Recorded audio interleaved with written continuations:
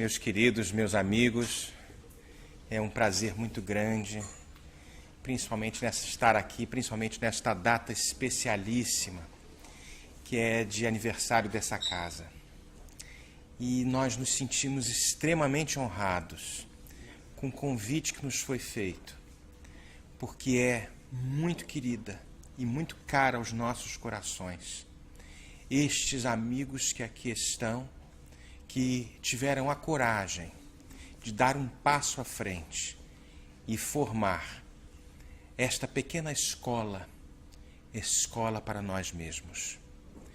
Nesta instituição que se chama Centro Espírita, as lições do Evangelho de Jesus serão observadas mais de perto e mais profundamente, para que a gente possa, no exercício do relacionamento interpessoal com as almas que se encontram aqui, dos dois lados da vida, aprendermos a grande lição de relacionamento, que é, sem dúvida, a grande destinação daqueles que já compreendem e já têm um momento de percepção, mínima que seja, do despertar da consciência.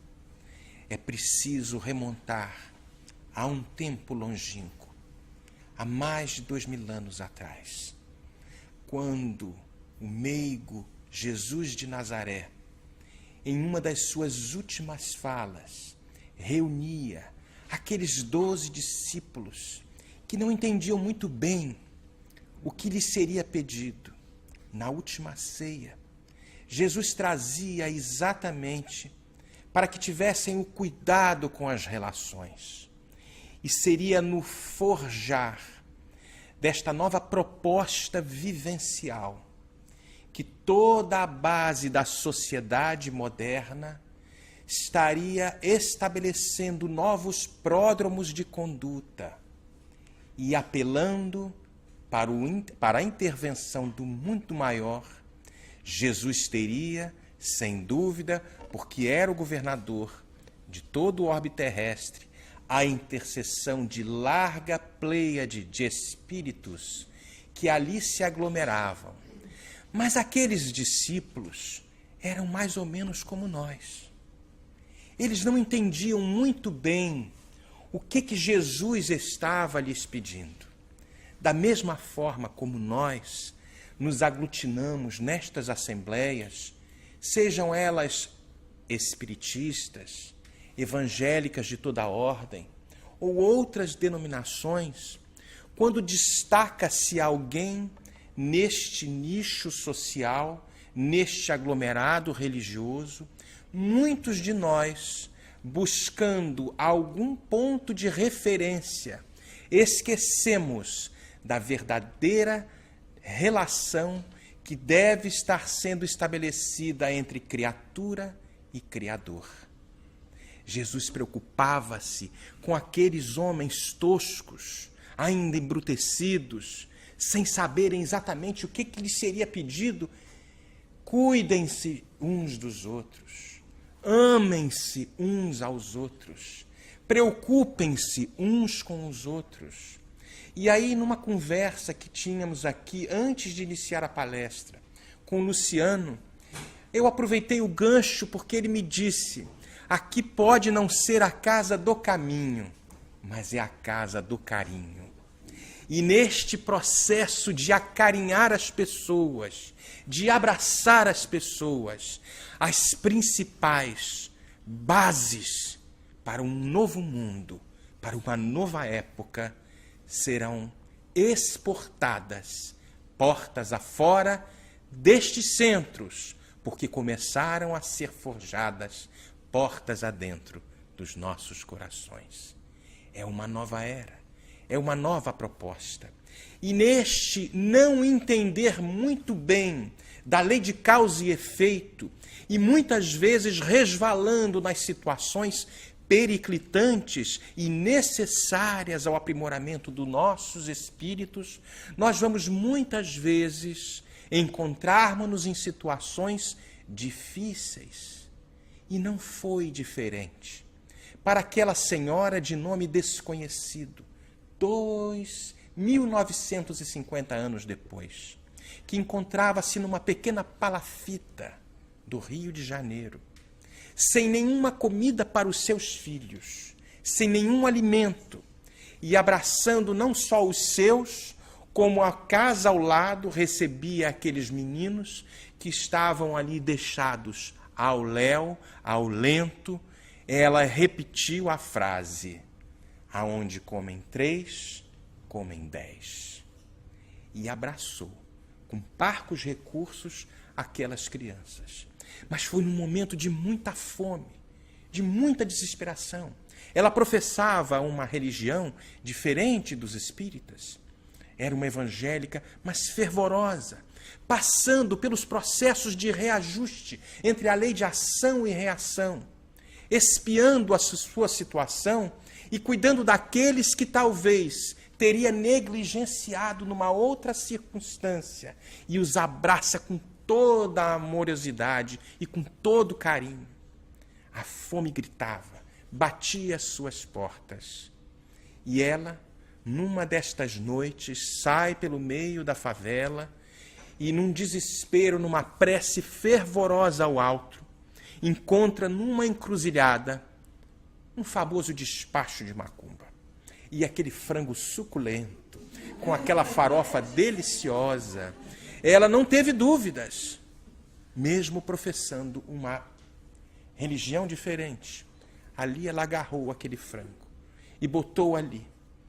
E teve o cuidado de tirar as formigas e tirar os bichinhos que já estavam chegando perto. Na mesma prece ao alto, falou: Senhor, eu sou evangélica, mas Deus abençoe aos meus irmãos do candomblé que colocaram esta oferenda sem se darem conta de que irá nos satisfazer e nos saciar a fome na noite de hoje. Levou aquilo para casa, mentalmente. Mas os espíritos que ali estavam vinculados àquele trabalho a seguiram, e um pouco irritados, porque aquilo realmente era uma profanação de tudo que estava sendo feito. E eles a seguiram. Naquele momento, adentrando-se na casa, e ela preparando o jantar daquele frango, e as crianças esquálidas, felizes da vida, percebe que naquela assembleia familiar a prece era proferida com tamanho sentimento que aqueles espíritos se comoveram. E no despertar da consciência, do outro lado da vida, encontram-se em processos de transformação, porque mesmo aqueles espíritos vinculados a uma prática externa perceberam que por muito amor aquela mulher havia-os tocado. Não houve nada diferente do que numa reunião mediúnica, algum tempo depois, aqueles mesmos espíritos manifestarem-se em um outro centro, distante daquela região, e numa manifestação trazerem aos médiuns que num determinado local, no endereço tal, havia uma família que estava profundamente necessitada, mobilizando aqueles que ali receberam a notícia e foram averiguar. E quando chegaram, encontrando aquela senhora, perceberam e comprovaram toda a história, que foi a comprovação de que a vida continua nos dois lados da vida e que a comunicabilidade entre os espíritos traz provas importantes para que nós percebamos que a vida nunca deixa de existir. Foi no despertar da consciência daqueles espíritos que momentos de lucidez fizeram a troca de um ângulo de visão e serviram como instrumentos da providência divina, e esta senhora foi acolhida, foi assistida, e toda aquela família passou a comungar de uma forma fraterna, porque o cuidado com as relações ali estava estabelecido. E é por isso que Jesus preocupa-se tanto, para que a gente não se perca pelo caminho, que saibamos despertarmos-nos mais antecipadamente possível para as nossas consciências, numa consciência mais plena, mais célebre, mais em comunhão com a providência divina que tudo vê, que tudo observa, que tudo facilita, desde que nos estejamos predispostos e abertos. Porque muitos de nós ainda vivemos em regime de profunda escassez, sem nos apercebermos de que somos filhos de Deus. Portanto, deveríamos estar vivendo num regime de profunda abundância, porque tudo nos é ofertado e tantas vezes a gente se esquece disso. Mas aquela fé daquela mulher, a fé daquela mulher nos traz um questionamento interessante. O que seria a fé? A fé seria um arquétipo religioso, uma situação externa, algo que nos caracterizaria pertencentes a esta ou aquela doutrina religiosa? Ou é algo inato, algo que pertence ao ser humano, um sentimento intrínseco que nos faz direcionar como uma bússola para o nosso objetivo? Se nós formos ao Evangelho segundo o Espiritismo, onde o Espírito Protetor, em Paris de 1863, nos traz uma mensagem: a fé é o sentimento inato no homem da sua destinação e a consciência das prodigiosas faculdades que traz em germe, no íntimo, a princípio em estado latente, mas que ele deve fazer germinar e crescer através da sua vontade. Andréa falou da vontade. E nós estamos trazendo aqui a questão da consciência, do despertar da consciência. Então, esta fé que aquela mulher tinha e possuía, de que a providência divina iria, de alguma forma, assisti-la na grande provação que ela experimentava juntamente com os seus, mostrava o despertar de uma consciência e provocando pelo seu imenso amor o despertar da consciência daqueles espíritos que vinculavam-se àquela situação específica. E ele vai mais. Até o presente, a fé só foi compreendida no seu sentido religioso, porque o Cristo revelou como poderosa porque o Cristo a revelou como poderosa alavanca e porque nele só viram ele como um chefe de uma religião. Nós continuamos vendo Jesus como o chefe de uma religião, de uma doutrina religiosa. O Cristo é muito mais. O Cristo é o governador do nosso país, do nosso planeta. Mas o Cristo que realizou verdadeiros milagres, entre aspas, mostrou por esses mesmos milagres quanto pode o homem que tem fé, ou aquela senhora que tem fé, ou seja, que tem a vontade de querer e a certeza de que essa vontade pode realizar-se a si mesmo. Os apóstolos, com o seu exemplo, também não fizeram milagres. Ora, o que eram esses milagres, senão os efeitos naturais de uma causa desconhecida dos homens de então, mas foi hoje em grande parte explicada e que será completamente compreendida pelo estudo do Espiritismo e o magnetismo. E ele vai discorrendo um pouco mais nas questões da fé e a diferenciação entre a fé humana e a fé divina. E ele coloca a fé divina, então, como um sentimento dentro de nós. Esse sentimento, esses potenciais que todos nós temos, estão em germe. O que significa dizer isto? Nós somos deuses. Nós não temos ainda consciência de quem nós somos. Nenhum de nós. Isto não tem de maneira alguma nenhum tipo de proposta de super-homem ou de Batgirl. Isto tem a proposta de nós nos encontrarmos como verdadeiros filhos de Deus, experimentando momentaneamente por desconhecermos que vivemos num regime de abundância e por causa das questões anteriores, quando denegrimos a lei de causa e efeito, desenvolvemos sentimentos de culpa, de dor, de remorso, situações deploráveis, quando nos afastamos da lei de Deus. No livro Ação e Reação, quando André Luiz pergunta ao ministro Sânzio qual é, e ele vai mais, porque eu vou ler, porque eu não lembro de cabeça, como definir o bem e o mal. Eis o que o ministro Sânzio diz a respeito quando André Luiz pergunta o que é definir o bem e o mal. O bem, meu amigo, é o progresso e a felicidade, a segurança e a justiça para todos os semelhantes e para todas as criaturas da estrada. Todos.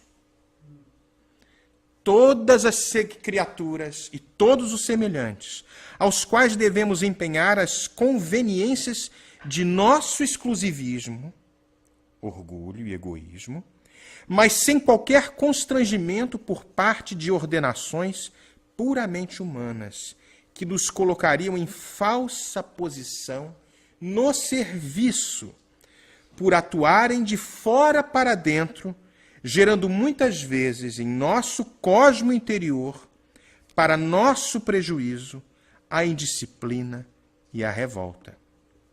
O bem será desse modo, completou o ministro Sânzio, nossa decidida cooperação com a lei, a favor de todos, ainda mesmo que isso nos custe a renunciação mais completa, visto não ignorarmos que, auxiliando a lei do Senhor e agindo de conformidade com ela, seremos por ela ajudados e sustentados no campo dos valores imperecíveis. Aquela senhora tinha uma fé que a fazia em ligação profunda com o alto, que sensibilizando aqueles espíritos ainda numa faixa talvez como a nossa, os impulsionaram para que fossem instrumentos de tudo isso. O que eu quero dizer com isso? A palestra não é do despertar da consciência? Então, Marcelo, o que você está falando de fé, destas coisas todas? Porque tudo está interligado. Quando nós nos damos conta, quando nós nos dermos conta da proposta que está sendo estabelecida para cada ser humano na face da Terra, uma grande revolução acontecerá no planeta. Mas não aquelas que dão notícia na primeira página do jornal ou nas rádios. A revolução será íntima. Porque nos processos de transformação, de despertar da consciência, na revisão de situações que muitas vezes nos colocam em posição de melindre, em posição de desconforto, em posição de percepção de que algo está errado, quando recebemos uma crítica, seja no grupo espírita, seja na vida profissional, seja dentro da família, nós vamos perceber um de nós está errado, ou nós dois estamos errados, ou meio termo, alguma coisa. Quando esta visão passa a ser feita de forma consciente, significa dizer que algo consciente já está se dando dentro de nós. Significa dizer que eu tenho minimamente algum tipo de maturidade para abstrair-me do adulto infantil e mergulhar dentro do adulto que quer saber, que quer perceber, que quer se redescobrir e quer, de uma forma muito mais ampla, identificar a situação que está inserido no contexto que foi colocado e transformar, como diz o nosso querido amigo Geraldo, um limão numa limonada, não é, Geraldo? Numa caipirinha. Aí é baixar muita vibração. Então a gente vai percebendo que estas nuances são muito interessantes. A gente vai trazendo aqui algumas partes que eu queria trazer e a gente ia ler. num determinado momento, e nas questões que envolvem relacionamento, esse despertar da consciência às vezes se torna difícil de ser feito.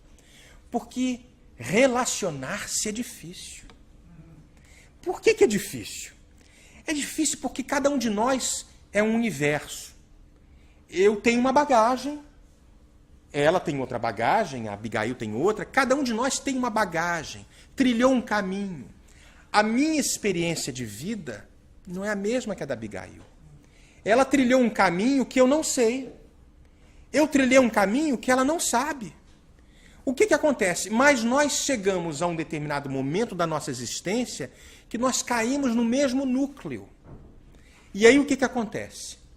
Quando nós queremos formatar comportamentos sem se dar conta de que cada um de nós tem uma bagagem milenar, viveu experiências que, quiçá, nós não tenhamos vivido. E tantas vezes julgamos como se estivéssemos lado a lado com aquela pessoa, irmãos siameses, vivendo por todas as encarnações, uma atrás da outra. Cada um tem um potencial, tem uma capacidade, tem uma elasticidade e vai chegar ao seu próprio ponto.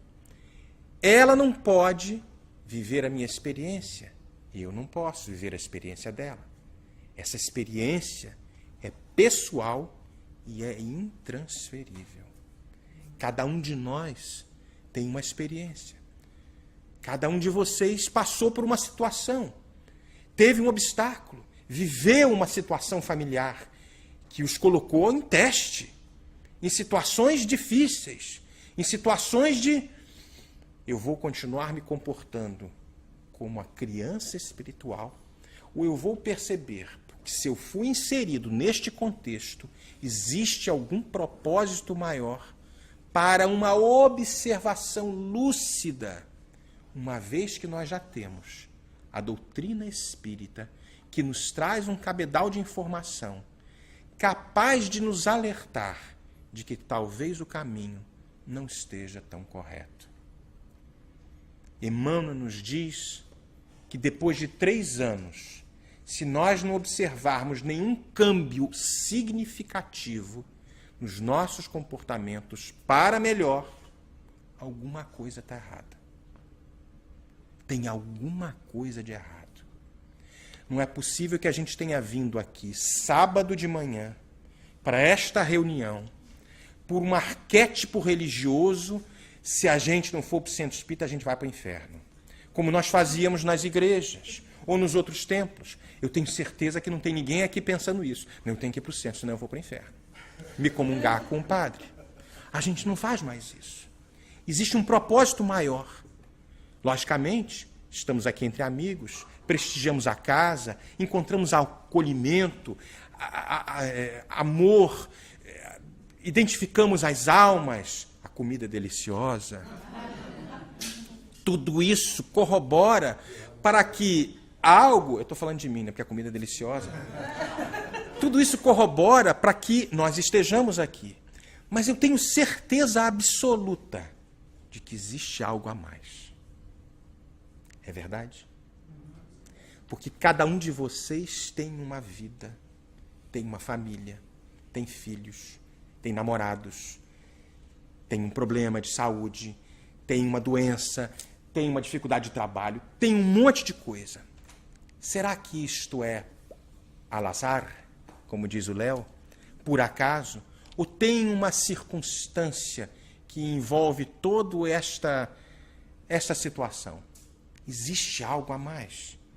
Chico Xavier, uma vez, procurado por uma senhora que tinha um grande problema no relacionamento. Um grande problema. E ela foi sempre, sistematicamente, ela ia lá para o Pedro Leopoldo, e ela falava do marido dela, e botava o marido dela lá embaixo, que o marido era um problema, que era um problema e tudo. Um belo dia, Chico foi, pega ela pelo braço e fala, minha filha, aprenda a nutrir-se do amor que você dá.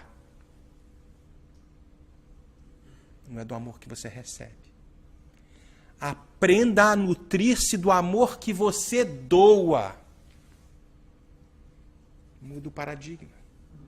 Porque a gente quer casar com alguém que nos faça muito feliz, que nos ame profundamente. Nada de errado com isso. Mas qual é a nossa cota?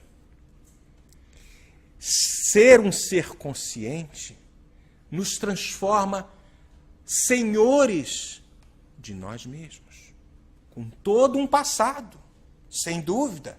Ele vem com bagagem. Este passado traz consequências, traz situações embaraçosas que vão nos invitar, que vão nos convidar, num determinado momento, à examinação do que aprendemos.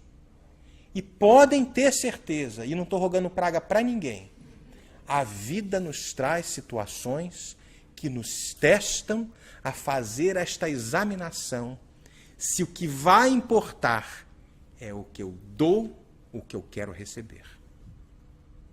Isto é ser consciente. Apresenta-se uma situação. Vamos observar. Ela é difícil. Ela é conflitante. Ela é embaraçosa. Ela envolve relacionamentos. E uma das grandes situações complexas são as situações das traições. As traições profissionais. As traições afetivas. Porque às vezes as traições acontecem entre grandes amigos, entre grandes amores, entre grandes paixões. Então, já que você não consegue exercitar o grande perdão olímpico, inicie este processo de perdão em terreno neutro, com os pequenos perdões, criando hábitos. Nos pequenos perdões, você vai capacitando-se de uma forma a um dia fazer o perdão olímpico, como Alberto Almeida fala, muito bem falado. Mas eu não consigo perdoar fulano. Eu não consigo.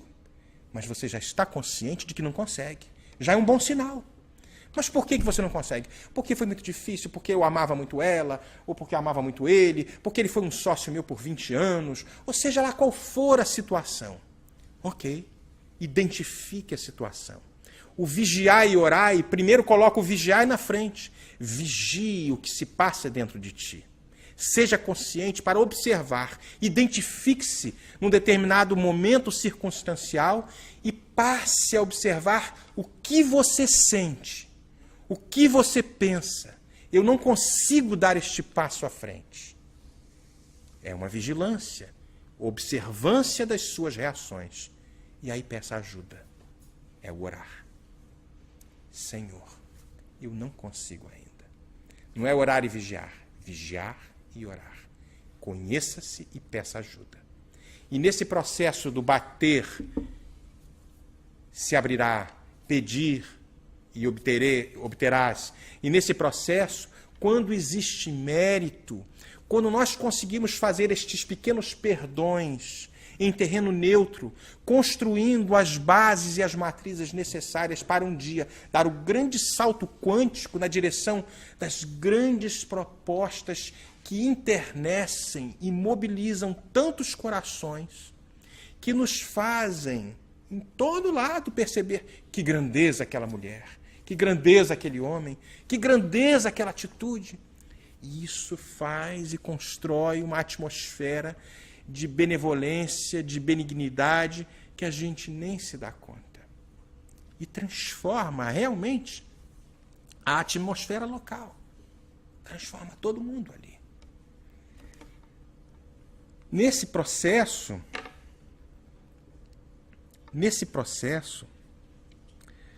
nós vamos vendo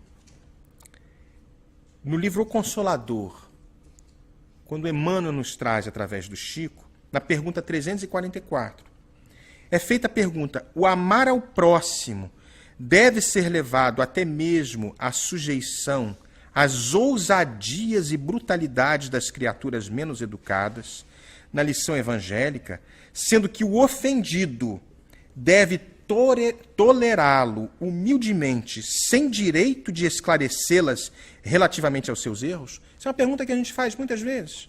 Pô, então eu vou ficar levando na cara o tempo todo? E eu tenho que ficar humilde ali? Sem direito realmente a um esclarecimento? E Emmanuel nos traz a resposta. O amor ao próximo inclui o esclarecimento fraterno. Então, saibamos fazer o esclarecimento fraterno a todo tempo em que se faça útil e necessário. A sujeição passiva ao atrevimento ou à grosseria pode dilatar os processos da força e da agressividade. Mas ao receber as suas manifestações de agressividade ou de grosseria, saiba o crente pulverizá-las com o máximo de serenidade e bom senso, a fim de que sejam exterminadas em sua fonte de origem, sem possibilidade de renovação. Esclarecer é também amar. Toda a questão reside em bem sabermos explicar, sem expressões de personalismo prejudicial, ainda que com a maior contribuição de energia, para que o erro ou o desvio do bem não prevaleçam.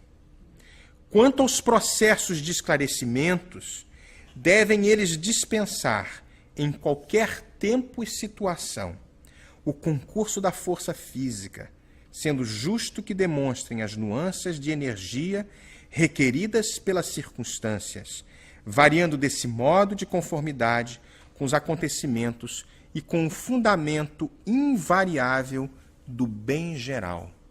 Voltamos àquele começo, quando o ministro Sânzio trazia para André Luiz que o bem geral deve prevalecer ante ao bem único, pessoal, egoísta, egotista. O que significa dizer isso?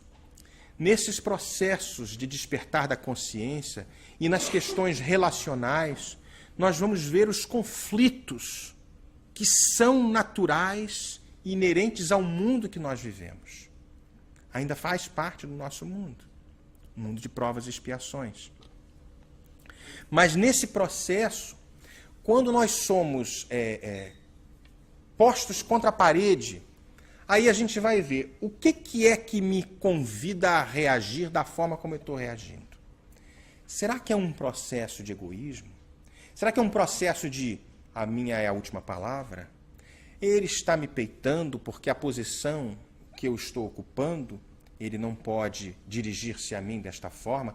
Quem é ele para falar do jeito que ele está falando comigo? Isso acontece nas diversas variações do campo social. Quando a gente passa a perceber o que está machucando a gente e o que está realmente tocando na nossa ferida, isso significa um momento de consciência. E identificar este momento é muito interessante, porque nós vamos passar a responder, a reagir não, a agir de uma forma diferente como nós agíamos, como nós reagimos. E aí a criatura humana vai encontrando cada vez mais espaço dentro de si mesma para alocar-se numa proposta mais plena, de mais amor, de mais plenitude. Isso é estar consciente. Isso vai acontecer sempre, várias e várias vezes. Aí, Jesus cura a sogra de Simão Pedro. Aquela tragédia para Simão Pedro. Porque a gente vai experimentando essas situações complexas da lei de ação e reação, vamos nos enfermando, vamos adquirindo situações complexas. E mais, Simão Pedro tinha Jesus do lado, e a sogra fica com uma enfermidade muito grande. Fica ali com uma febre muito gritante. E Jesus vai, bota a mão em cima dela, e a mulher desperta, para desespero de Simão. Ela levanta e sai servindo a todo mundo. Sai botando a comida e tudo, parecia Eliane. Botava comida, pratos deliciosos, aquela coisa toda. Aí botava aquela comida que ninguém queria sair mais da casa, porque a comida era uma delícia, e servindo a todos. Mudou-se o padrão vibracional da sogra de Simão Pedro, que estava acostumado a ser servida num movimento de escassez, de egoísmo, de situações complexas. sem se dar conta de que o processo relacional deveria ser cultuado dentro daquela célula familiar e que ela realmente não professava. E foi preciso que realmente Jesus chegasse ali, colocasse a mão e modificasse todo aquele câmbio na sogra de Simão Pedro, que ela teria que dar conta no futuro de perceber a bênção e a misericórdia de acréscimo que lhe foi ofertada e passar a comportar-se de uma forma mais consciente e integrando-se de uma forma como não estava integrada naquele meio social. Então nós vamos percebendo que aqui e ali existem situações espalhadas no Evangelho que nos vão convidando à examinação de que o processo do despertar da consciência é um dos mais importantes e um dos mais difíceis de serem estabelecidos e serem iniciados, porque demanda esforço e força de vontade que muitas vezes nós não temos. Uma força de vontade que, se for dado o primeiro passo agora, a gente vai poupar vários anos e várias encarnações e nos encontraremos numa situação mais feliz. Existe um vídeo do Divaldo, em 2010, no dia 18 de abril de 2010, em Brasília, houve o 3º Congresso Espírita Brasileiro. E, por acaso, nós estávamos lá. E foi um momento muito emocionante, porque, numa mensagem psicofônica, Divaldo, no final de todo o evento, nos traz um recado para nós espíritas e para todo o planeta, de que estamos num momento muito importante, um momento de transição, de transformação. E na sequência das mensagens, das suas falas, nós vamos começar a falar um pouquinho, vamos ver que ele termina a palestra, foi a última palestra do evento, e o Dr. Bezerra vem e nos traz a seguinte mensagem. Assinalam uma data muito especial, a data da mudança do mundo de provas e expiações para mundo de regeneração. A grande noite que se abatia sobre a terra, lentamente cede lugar ao amanhecer de bênçãos. Retroceder não mais é possível. Firmastes, filhas e filhos da alma, um compromisso com Jesus antes de mergulhares na indumentária carnal, de servi-lo com abnegação e devotamento. Prometestes que lhe seríeis fiel, mesmo que vos fosse exigido o sacrifício, alargando-se os horizontes deste amanhecer que viaja para a plenitude do dia.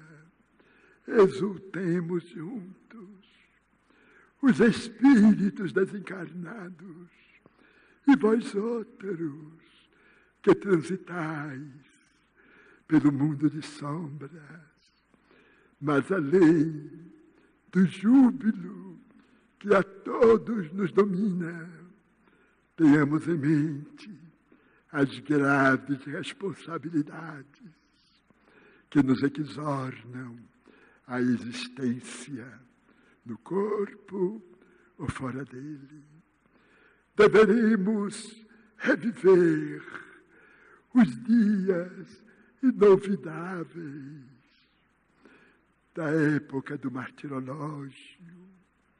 Seremos convidados não somente ao aplauso, ao entusiasmo, ao júbilo, mas também é o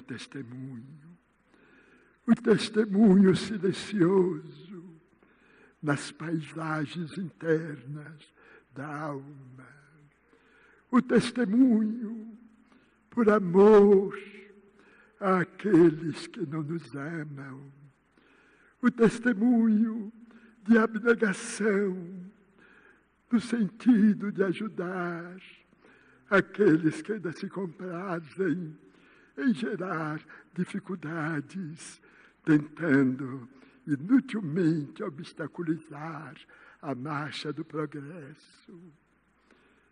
Iniciada a grande transição, chegaremos ao clímax, e na razão direta em que o planeta experimenta as suas mudanças físicas, geológicas, as mudanças morais são inadiáveis. Que sejamos nós, aqueles espíritos espíritas, que demonstremos a grandeza do amor de Jesus em nossas vidas.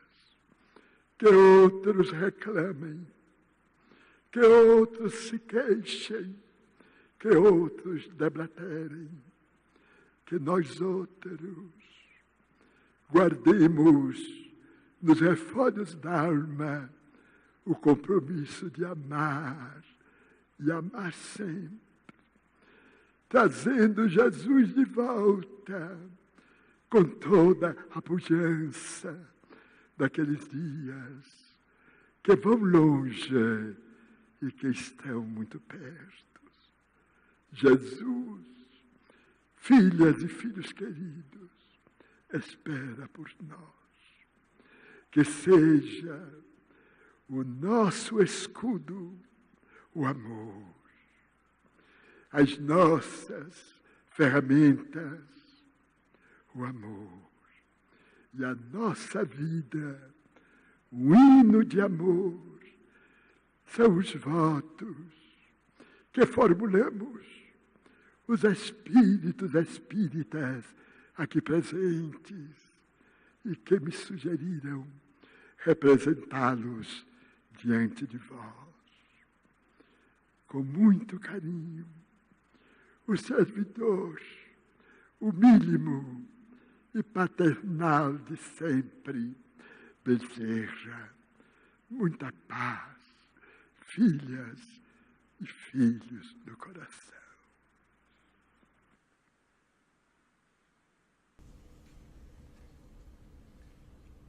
Ele nos traz uma mensagem, Dr. Bezerra, de que não serão somente dias de júbilo, de aplauso, mas que os testemunhos silenciosos dentro dos nossos corações, convidando-nos a amar aquele que não nos ama, e que seja a nossa vida um hino de amor, porque é nesta mensagem, conscientemente vivendo, porque já não temos o direito de falar, nós não sabíamos o que estávamos fazendo. E é nesta mensagem de que dia a dia será forjado dentro dos nossos corações uma proposta nova. Ó caminhos das almas, misteriosos caminhos do coração. É mister percorrer-vos antes de tentar a suprema equação da vida eterna. É indispensável viver o vosso drama, conhecer-vos detalhe a detalhe, no longo processo do aperfeiçoamento espiritual. É preciso muito esforço do homem para ingressar na academia do Evangelho do Cristo, ingresso que se verifica quase sempre de estranha maneira. Ele só, na companhia do Mestre, efetuando o curso difícil, recebendo lições sem cátedras visíveis e ouvindo vastas dissertações sem palavras articuladas. André Luiz nos trazendo no livro Nosso Lar, e nos assinalando que será um processo, mas que será muito bom.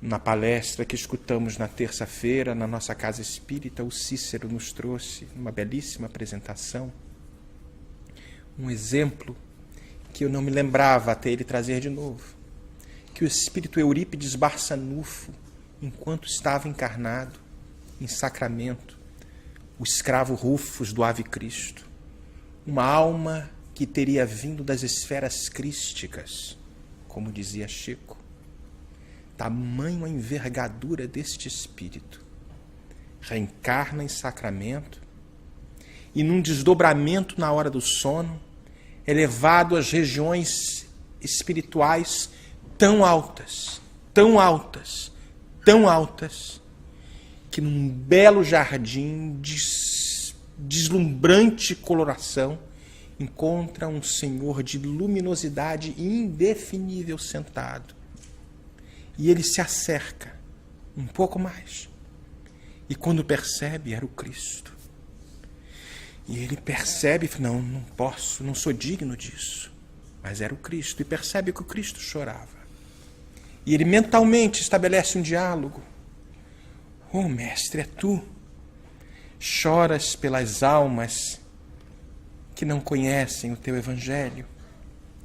E mentalmente o Cristo responde: não, meu filho, choro pelas almas que já conhecem o meu evangelho e não as praticam. Viver conscientemente é uma responsabilidade para cada um de nós, até porque nós buscamos a felicidade como ainda não encontramos aqui na Terra, porque todos os referenciais de busca que nós almejamos são ligadas aos prazeres materiais e nos olvidamos de que a nossa destinação não é aqui. Agradeço imensamente a oportunidade de dividir algumas coisas com vocês, desejando a todos muita paz e que Jesus nos abençoe.